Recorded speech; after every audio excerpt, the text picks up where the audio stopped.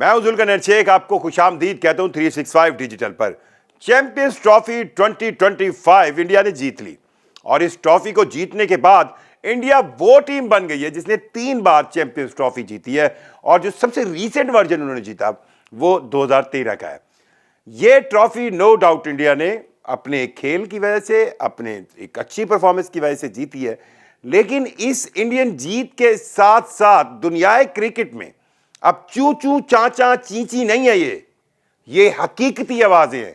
वो मेरे भाई कह रहे हैं ना इंडियन, ये जो चू चू चाचा चींची, चू चू चाचा चींची नहीं है भाई, ये हकीकती आवाजें हैं और रिजल्ट भी खुद ही बता रहे हैं। वो ये कह रहे हैं कि ये जो कहा जा रहा है कि टीमों को सफर करना पड़ा, सफर दोनों तरह का, सफर मतलब सफर भी करना पड़ा और सफर भी करना पड़ा, और कुछ थोड़ी सी मजलूमियत तो उन्होंने जनूबी अफ्रीका की मानी।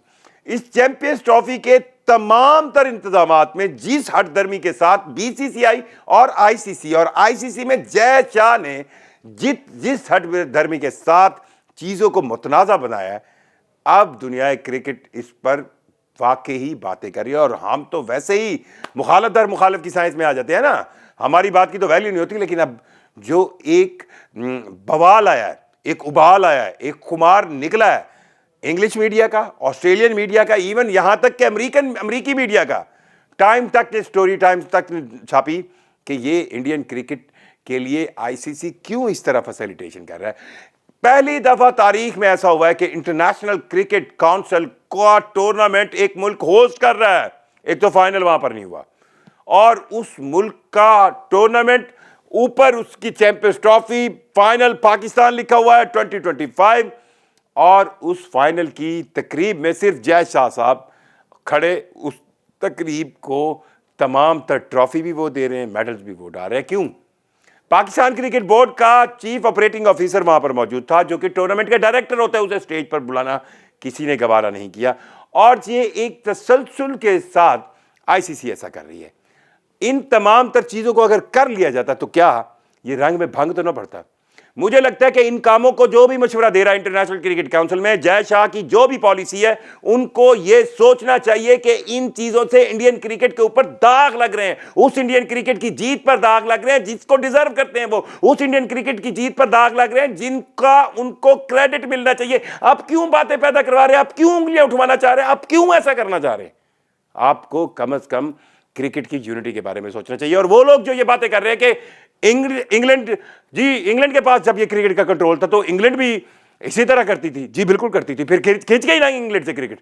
तो इंडिया जिस तरह क्रिकेट कंट्रोल कर रही है वो दिन दूर नहीं है जिस दिन यूएसए या कोई बड़ी इकोनॉमी आई, बड़ी मार्केट आई जिसका रेवेन्यू इंडिया से कम्पीट करेगा, तो फिर इंडिया से भी छिन जाएगा।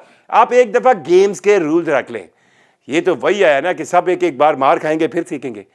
मुझे यूं लगता है कि इस चैंपियंस ट्रॉफी समेत रोहित शर्मा को मैं कहता हूं, रोहित शर्मा 17 बार टॉस हारे, लेकिन उन्होंने, और जितनी तनकीद जो रोहित शर्मा पर मुझ समेत हम सब लोग करते हैं, मुझे आज भी याद है 5 जनवरी को जब बीजीटी हार के आए रोहित शर्मा, मुझे खुद लगता था कि यार इससे बड़ा निकम्मा कोई नहीं है, लेकिन रोहित शर्मा ने एक ऐसा टूर्नामेंट, मतलब तसलसल के साथ उन्होंने 2 आईसीसी टूर्नामेंट्स इंडिया को जितवाए हैं, पर इस तसलसल के साथ जितवाने के बावजूद, रोहित शर्मा की इस कारकर्दगी के बावजूद, उनकी इन कामयाबियों के बावजूद, खुद इंडिया के अंदर ऐसे लोग मौजूद हैं जो आईसीसी से ऐसे काम करवाते हैं कि पूरी दुनिया के अंदर इंडियन की जीत पीछे चली जाती है, उनकी फतह पीछे चली जाती है, उनका चैंपियनशिप पीछे चली जाती है, और आगे क्या आ जाता है, उनकी की हुई वो छोटी छोटी जातियां। अगर आप भाई मुझे ये बताएं, अगर आज चैंपियंस ट्रॉफी के फाइनल पर स्टेज के ऊपर एक पाकिस्तान क्रिकेट बोर्ड का रिप्रेजेंटेटिव खड़ा होता, इससे क्या फर्क पड़ जाता? क्या हो जाता? बल्कि उस जीत का मजा, इंडियन जीत का मजा दोबारा हो जाता कि इंडियन अगर साथ एक पाकिस्तानी, जो कि डिजर्विंग था। हम ये नहीं कह रहे कि जबरदस्ती है भाई आपकी जीत है तो आपने हमें खड़ा करना, नहीं है। कल अगर हाइब्रिड मॉडल के ऊपर यही काम होंगे तो अब हाइब्रिड मॉडल की बारी पाकिस्तान की है ना। एशिया कप आ रहा है, एशिया कप की ब्रॉडकास्टिंग का इशू है, एशिया कप की कहां पर मैच खेलें, कहां पर जीतें, कहां पर बनाएं, ये कहानियां चल रही है ना। अब टिट फॉर टैट की साइज आएगी तो नुकसान क्रिकेट को होगा। इंडियन जीत पर मैं इंडिया को मुबारकबाद देता हूं, पर इंटरनेशनल क्रिकेट काउंसिल के अंदर जय शाह के इस किरदार पर अब उंगलियां उठनी शुरू हो गई हैं। और जय शाह, मुझे लगता है बच्चे हैं आप। पहले तो इस चीज पर हम लेते थे ना कि यार ये सबसे कम उम्र तरीन, आप बच्चे ही हैं। दिल बड़ा करना चाहिए। अगर इंडिया की टीम जीत रही थी, इंटरनेशनल क्रिकेट काउंसिल को चाहिए था। और पहले कब किया आपने ऐसा? कभी ऐसा हुआ है कि इंटरनेशनल क्रिकेट काउंसिल का इवेंट और उसके अंदर होस्ट कंट्री की कोई रिप्रेजेंटेशन स्टेज पर ना हो? सो इंडियन जीत के मजे के अंदर वो हमारी एक जट की मिसाल देती है कि दूध की पूरी बाल्टी दे के बाद में उसमें मेंगनी डाल दी।